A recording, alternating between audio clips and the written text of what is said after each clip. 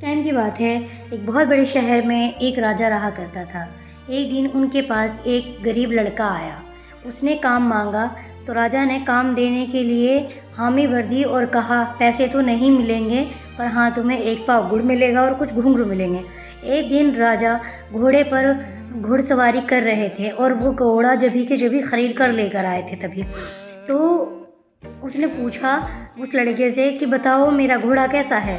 तो उन्होंने बोला कि ये तो घोड़ा है ही नहीं, ये तो गाय है। तो राजा गुस्सा हुआ और बहुत ही भौचक्का रह गया और उसने बोला कि कैसे कह सकते हो तुम, ये गाय है, मैं तो अभी इसको खरीद कर लेकर आया हूँ, घोड़ा है। तो फिर घोड़ा बेचने वाले को बुला कर लेकर आए और उसको बोला कि ये इसको गाय कैसे बता रहा है। तो उन्होंने बताया कि जब ये पैदा हुआ था तो घोड़ी मर गई थी, इसकी माँ मर गई थी, तो इसने गाय का दूध पिया।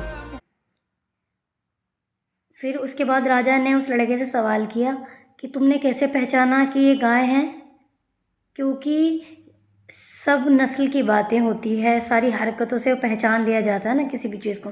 तो उन्होंने बोला कि घोड़ा जो होता है ना, मुंह उठाकर खाना खाता है और गाय मुंह झुकाकर खाना खाती है।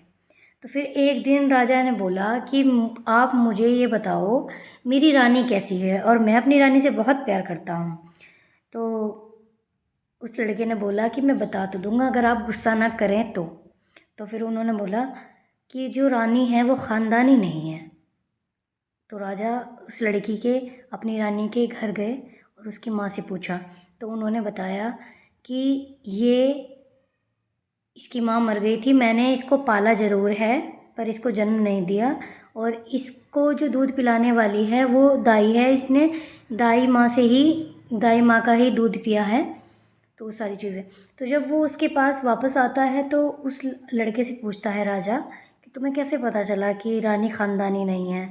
तो लड़के ने बताया कि मैंने रानी का जुल्म देखा है, वो लोगों को गालियाँ देती है, धिक्कारती है, वो किसी की इज़्ज़त नहीं करती और ना वो किसी से मोहब्बत करती है।